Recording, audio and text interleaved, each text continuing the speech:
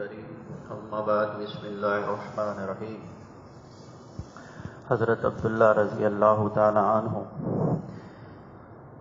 پہلے جب اسلام لے کے آئے تو یتیم تھے، اور چچا جو ہے بڑا اچھی طرح جو ہے ان کا خیال رکھا کرتا تھا والد کے انتقال کے بعد۔ لیکن جب حضور اکرم صلی اللہ علیہ وسلم پہ ایمان لے آئے، چچا کو پتہ لگا، ماں کو پتہ لگا، تو چچا نے سارے کے سارے کپڑے اتار دیے اور کہا کہ تو محمد صلی اللہ علیہ وسلم پہ ایمان لے کے آ گیا، اس لیے تو نکل جا، اور ان کو گھر سے نکال دیا۔ تو ماں نے نکلتے ہوئے چادر دی، اور وہ چادر بھی اتنی تھی کہ جس سے جو ہے ستر کی پردہ پوشی ہوا کرتی تھی۔ تو اللہ کے ذکر میں ہر وقت ذکر بالجہر میں رہا کرتے تھے۔ تو مسجد نبوی کے باہر بیٹھے رہتے اکثر، اور اللہ اللہ کی صدائیں لگاتے رہتے۔ ایک بار ایک صحابی رسول حضرت عمر رضی اللہ تعالیٰ عنہ تو انہوں نے حضرت عمر رضی اللہ تعالیٰ عنہ نے کہا کہ یہ ریاکاری لگتی ہے۔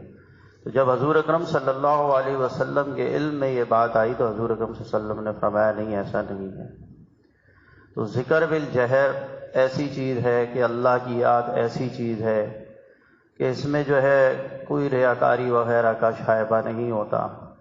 اب ہم لوگوں کا تو یہ حال ہو گیا ہے کہ گراؤنڈوں کے اندر جو ہے نا شادیاں ہو رہی ہوتی ہیں، بیاہ ہو رہے ہوتے ہیں، فل اسپیکر بج رہے ہوتے ہیں، وہاں اعتراض نہیں ہوتا۔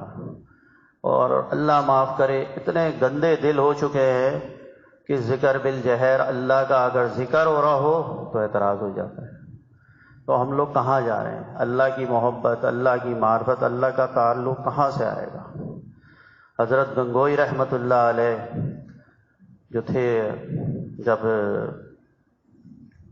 دیوبند میں، تو ایک طرف جو ہے گنگو شریف اور دیوبند کے بیچ میں جو ہے دھوبی رہا کرتے تھے، جو کپڑے کوٹا کرتے تھے۔ تو وہ ان کی تھاپ بھی جو ہے بتایا ہے کہ وہ جب کپڑے کو بھی اٹھا کے مارتے تھے تو اللہ اللہ، وہ بھی اس وقت اتنا ذکر کیا کرتے تھے کہ ہر جگہ سے تہجد کا جیسے ہی ٹائم ہوتا تھا دیوبند سے ذکر کی صدائیں بلند ہونا شروع ہو جاتی تھیں۔ باہر سارے کے سارے دھوبی جو ہے وہ ذکر شروع کر دیا کرتے تھے۔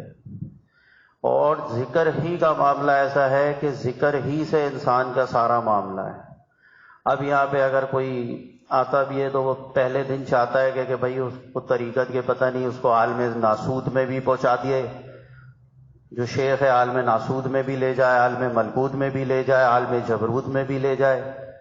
بھائی یہ ایسا معاملہ نہیں ہے کہ پہلے ہی دن سے کوئی بھی کلاس میں داخل ہو وہ چاہے کہ مجھے اعلیٰ اوپر کے مقاموں کو دکھا دیا جائے، مشاہدات کرا دیے جائیں۔ تو یہ مشاہدہ وغیرہ جو ہے، یہ سارے عالموں میں جانا، یہ اللہ رب العزت کی طرف سے اصل شریعت پہ چلنا ہے۔ تصوف کا مقصد یہ ہے کہ آپ شریعت پہ آ جاؤ، اور احکامات الہی جتنے بھی ہیں اللہ رب العزت کے طریقہ حضور اکرم صلی اللہ علیہ وسلم کا، اس پہ آپ کو چلانا ہے۔ اور باقی جو مقامات ہیں کہ جی کوئی جو خواب نہیں آتے، جی مجھے ایسے خواب آتے ہیں ویسے آتے ہیں، بھائی خوابوں میں اڑنے سے یا مقامات آپ کو دکھائے جائیں، آپ کو غیب کی باتیں بتائیں، یہ ساری شعبدے بازیوں والی بات ہوتی ہے۔ جو اللہ والے ہوتے ہیں وہ ان ساری چیزوں میں منع کرتے ہیں مریدین کو کہ نہیں لگو۔ ہاں ذکر اذکار جو شیخ مشائخ کرام بتاتے ہیں اس سے تعلق میں اللہ قائم ہوتا ہے۔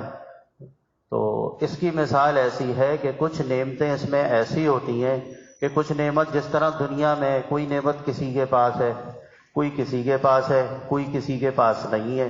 اللہ نے کسی کو کسی نعمت سے نوازا ہے، کسی کو کسی نعمت سے نوازا ہے، کسی کو بیٹا دیا ہے، کسی کو بیٹی دی ہے، کسی کو دولت دی ہے، کسی کو کم دولت دی ہے، کوئی اور چیز دے دی ہے۔ تو اسی طرح معاملہ ہے طریقت کے اندر بھی، اللہ اگر کسی کو جو چاہتے ہیں چیزیں، اس میں نعمتیں کسی کو دیتے ہیں، کسی کو نہیں دیتے، وہ اس کے لیے بہتر نہیں ہوتی۔ تو ان چیزوں سے بھی بچنا چاہیے کہ آدمی جو ہے نا ان چکروں میں لگ جائے کہ یار وہ فلاں بزرگ تو ایسا ہوگا، فلاں اللہ والا تو ایسا ہوگا۔ بھائی آپ کو جو بھی اللہ والا ہوگا نا وہ احکامات الہی اللہ رب العزت کے ہوں گے، قرآن کے، اور طریقہ حضور اکرم صلی اللہ علیہ وسلم نے سے بتایا ہے، سنت ہے، اس پہ آپ کو چلائے گا۔ اور اصل کامیابی بھی یہی ہے کہ ہمارے شیخ حضرت مولانا عبد الواحد صاحب رحمۃ اللہ علیہ فرماتے تھے کہ ایمان بالخیر ہو، خاتمہ ایمان پہ ہو جائے، مرتے ہوئے آپ کو کلمہ نصیب ہو جائے، تو ساری جو محنت ہے وہ اس پہ کی جائے۔ تو جتنے بھی طریقت کے ہمارے بزرگان دین ہوتے ہیں، ذکر اذکار دیتے ہیں، قلب کی صفائی کراتے ہیں اور اصلاح کرواتے ہیں کہ جتنے بھی اخلاق رذیلہ ہیں وہ نکل جائیں، اور وہ پھر دوسرے کو دیکھ کے جو ہے نا دیے جاتے ہیں کہ اس کو کتنا ذکر دیا جائے، کون سا ذکر دیا جائے، کون سا اس کے لیے سود مند ہے، کون سا سود مند نہیں ہے۔ جس طرح ایک ڈاکٹر ہوتا ہے، وہ علاج کر رہا ہوتا ہے، اسے پتہ ہوتا ہے کہ بھائی بچے کا جب آپ ویٹ کرتے ہو، وزن کرتے ہو، ڈاکٹر کے پاس لے جاتے ہو، بھائی وزن کتنا ہے، اس کا وزن کرو، اس مقدار سے اس کو دوا دی جائے گی۔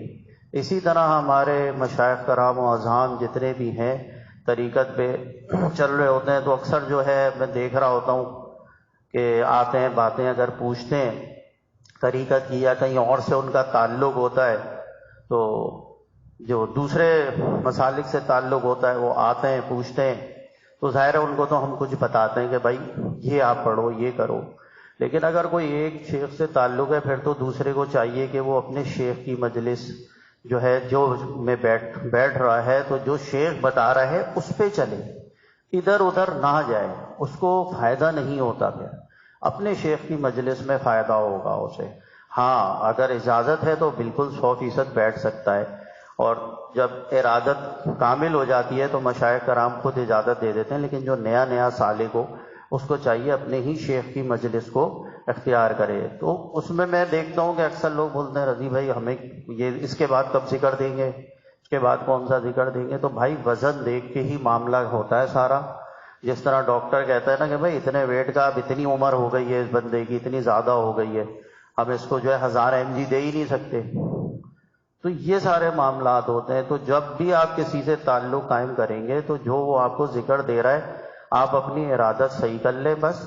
عقیدت، ادب، اطاعت جس سے تعلق ہو، یہ 3 چیزیں آپ کے پاس ہونی چاہیے۔ اور جیسے وہ اطاعت کا مقصد یہی ہے شریعت میں، طریقت کے اندر جو وہ بتا رہا ہے وہ آپ نے اتنا ہی ذکر کرنا ہے، اس سے زیادہ نہیں کرنا، اس سے زیادہ نہیں بڑھانا۔ تو انشاءاللہ پھر شریعت پہ چلنا آسان ہو جاتا ہے، گناہوں کو چھوڑنا آسان ہو جاتا ہے۔ حضور اکرم صلی اللہ علیہ وسلم، صحابہ کرام کی جتنی بھی حضور اکرم صلی اللہ علیہ وسلم نے تربیت فرمائی ہے، اس سے دیکھیں کسی ایک صحابی رسول آئے، اے اللہ کے رسول مجھے سب سے افضل عمل بتا دیجیے۔ حضور اکرم صلی اللہ علیہ وسلم نے فرمایا وقت پہ نماز کو ادا کرو۔ دوسرے صحابی رسول آئے، انہوں نے ایک بار حضور اکرم صلی اللہ علیہ وسلم سے فرمایا، اے اللہ کے رسول سب سے افضل عمل بتا دیں۔ حضور اکرم صلی اللہ علیہ وسلم نے فرمایا والدین کی خدمت کرو۔ تو ہوتا یہ ہے کہ جس چیز کی کمی دیکھی جاتی ہے وہ چیز اس کو بتائی جاتی ہے سالک کو، کہ آپ نے اس کو کرنا ہے، اتنا کرنا ہے، اس سے زیادہ نہیں کرنا۔ اس سے زیادہ میں لگے گا تو وہ اس کے لیے نقصان دہ ہے، کیونکہ ظاہر ہے شیخ کا تو ہوگا نہیں، شیخ عالم الغیب نہیں ہے۔ جتنا اللہ اس کے اوپر کچھ کھولنا چاہیں گے تو وہ اللہ کی طرف سے کھلے گا، اب جب نہیں کھولنا چاہیں گے وہ نہیں کھلے گا، تو اس کی تربیت نہیں ہوگی۔ تربیت کا یہی ہے کہ جس سے بھی تعلق قائم کرے، اس سے ایک تو اس کو جو ہے نا عقیدت ہونی چاہیے، اس سے اس کا مزاج ملنا چاہیے، اس سے طبیعت ملتی ہو، اس سے دل کا ملان ہو، تو فائدہ ہوگا۔ اب سوچے کہ نہیں یار میں فلاں سے ہو جاتا ہوں، یار فلاں بزرگ سے ہو جاتا ہوں، فلاں بزرگ کے جو ہے نا میرے جاننے والے ہیں، وہ بڑے دوست ہیں اور بہت سارے لوگ ہیں، ایسے فائدہ نہیں ہوتا، کیونکہ آپ کا مزاج ہی نہیں مل رہا، فائدہ کہاں سے ہوگا؟ آپ دل کی بات نہیں کر پاؤ گے، تعلق نہیں بنے گا۔ تو پہلے آپ آئیں ان لوگوں سے ملیں، اللہ والوں سے جن سے آپ کی طبیعت مائل ہو۔ ہمارے حضرت تو یہی فرماتے تھے کہ بھائی جس سے مزاج ملے نا اس سے تعلق قائم کرو، اس سے بہت جلدی روحانیت میں نا تمہیں فائدہ ہوتا ہے، انسان کو جلدی منازل طے کرتا ہے۔ اور اصل منزل یہی ہے، خاتمہ بالخیر ہو جائے، خاتمہ بالخیر ہو جائے، ایمان پہ خاتمہ ہو جائے۔ تو بس ذکر کا بھی حاصل یہ سمجھ لیں کہ ذکر جو ہے لازم و ملزوم ہے، ذکر جو ہے یہ روح کی غذا ہے۔ جب تک ذکر نہیں ہوگا تو روح کو غذا نہیں ملے گی۔ جتنی بھی عبادات وغیرہ انسان کرتا ہے اس کے ساتھ ذکر نہیں ہوتا تو معاملہ نہیں ہوتا۔ بغیر ذکر کے، بغیر صحبت اہل اللہ کے کبھی بھی صحیح تعلق مع اللہ قائم نہیں ہوتا، بات ساری ہے۔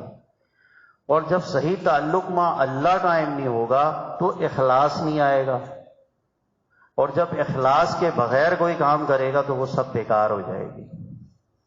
جو بغیر اخلاص کے کام کیا جائے بیکار ہے، اور جو بھی کام اخلاص سے کیا جائے وہ آخرت میں کیش ہونے والا ہے۔ تو اللہ ہمیں سب کو عمل کی توفیق عطا فرمائے، اور ان چیزوں میں دل لگانے کی توفیق عطا فرمائے، ذکر میں، اذکار میں، وہ گناہوں کو چھوڑنے کی پوری چھوڑ دے گناہ، جتنی اس کو اللہ نے قوت دی ہے نا اس سے بچنے کی کوشش کرے، گناہوں سے بچنے کی، تب انشاءاللہ تعالیٰ پھر انسان کو جو نا تعلق میں اللہ قائم ہوتا ہے، اس کے دل میں اللہ کی محبت پیدا ہوتی ہے۔ آپ جب گناہ چھوڑو گے اللہ رب العزت کے لیے ہی چھوڑو گے نا، تو اللہ آپ کو اپنی محبت کیسے نہیں دے گا، اللہ آپ کو اپنا ولی کیسے نہیں بنائے گا۔ تو بس اللہ ہمیں گناہوں سے بچنے کی توفیق عطا فرمائے۔ اور ذکر جو ہے اس میں مدد یہ ہوتی ہے کہ جب ذکر کرتا ہے تو اس کے اندر گناہوں سے بچنے کی قوت پیدا ہو جاتی ہے، کیونکہ محافل ذکر سے سکینہ نازل ہوتا ہے۔ فرشتے جو آ رہے ہوتے ہیں زمین سے لے کے آسمان تک، جو حضور اکرم صلی اللہ علیہ وسلم نے فرمایا چلے جاتے ہیں، تو اس وقت بہت زیادہ سکینہ اتر رہا ہوتا ہے، انسان کے قلب کے اوپر ایک اثر پڑ رہا ہوتا ہے، تو اس کی وجہ سے اس کے اندر آہستہ آہستہ قوت پیدا ہوتی ہے۔ جب آپ یہ مجالس میں بیٹھو مستقل، اس کے بعد آپ دیکھیں انشاءاللہ آپ کو فائدہ ہوگا۔ تو اللہ ہمیں عمل کرنے کی توفیق عطا فرمائے، اپنا خوب ذکر کرنے کی توفیق عطا فرمائے۔ وآخر دعوانا الحمدللہ رب العالمین۔ 11 مرتبہ سورہ اخلاص بسم اللہ الرحمن الرحیم پڑھ لیجیے۔